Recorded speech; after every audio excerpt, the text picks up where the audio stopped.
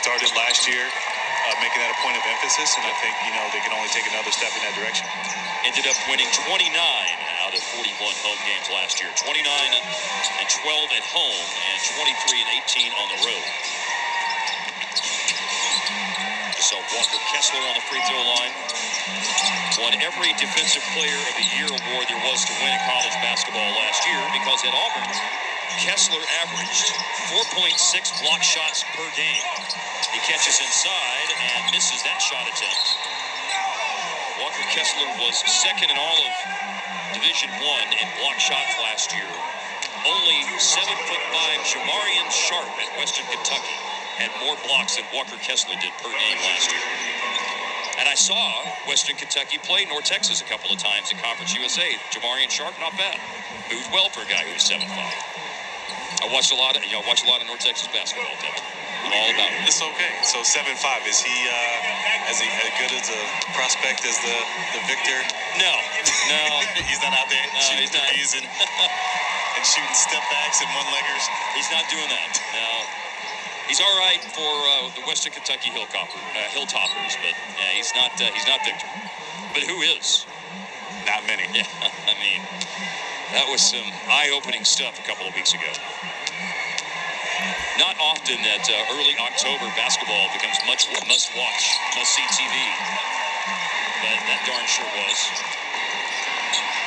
You got some guys saying that he's the best prospect, and even if LeBron James was in this draft, he would go number 2. That is another three by Hardaway. I feel like I just need a standing egg count after what I said. I'm not saying it, but I've read some stuff out there like, wow. LeBron, who this year is probably going to pass Kareem to be the number one all-time scorer in the history of the league. But if you're talking about just prospects, the ref is just called, Paul will go to the corner. I think that was my good. You can see the glassy look in my eyes. That was my good buddy Richard Jefferson at this. Powell with the catch from Tim Hardaway Jr. and Powell with just enough oomph to get it over the rim inside. Now we're going to see a different game out there with Powell. He's going to have the strong roll game as opposed to Maxey, spreading the floor, but still just as effective. Utah's got some higher up in the rotation, including several starters on the floor right now with Clarkson and Markkanen out there. Sexton has started in the preseason, but came off the bench tonight. Rudy Gay and Walker Kessler, players off the bench as well. I think they're still searching for continuity. They got a lot of new players, a lot of new faces, and they're trying to work out, certain lineups and, see who they can play. So I think we'll see a little bit more of them playing late into the fourth. Yeah, it's easier to tell you who's left on last year's team than who is new on this year's team for Utah. As Jordan Clarkson, Mike Conley, Rudy Gay, and Udoka Azubuike are the only players of last year's squad. There's Jaden Hardy just coming in, and McKinley Wright as well. Jason Kidd said before the game tonight they wanted to have one more opportunity to look at McKinley Wright. He was on a training camp contract. There is an open two-way spot. Of course, there have been a lot of reports over the last few days that the 15th roster spot is Facundo Campazzo. Nothing's been officially announced yet, but we'll see what unfolds over the next few days. Tyler Dorsey's on a two-way spot, and there's an open two-way spot. And McKinley Wright had a really nice first preseason game against Oklahoma City. And he's going to play the last 525, and so is Jaden Hardy, who the Mavericks made a draft night trade to acquire. Yeah, this is an opportunity where, Coach wants to see what you guys have, and if you could run the offense and, incorporate what the practices have been looking like, and this is a time you build trust with the coach. Yes. That is an important thing to have as a rookie. Walker Kessler on the free throw line. Here's Theo Pinson going in for Ntilikina, and the aforementioned Tyler Dorsey is also coming into the game as well.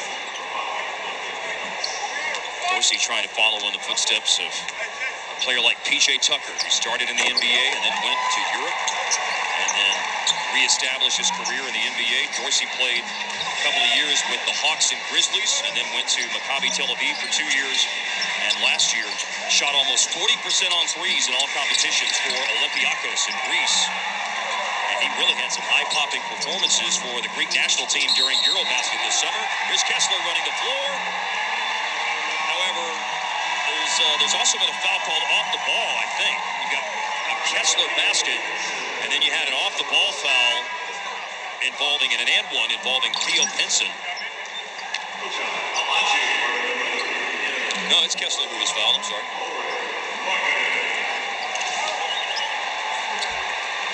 Pinson with the foul, and Kessler with a chance for a three-point play.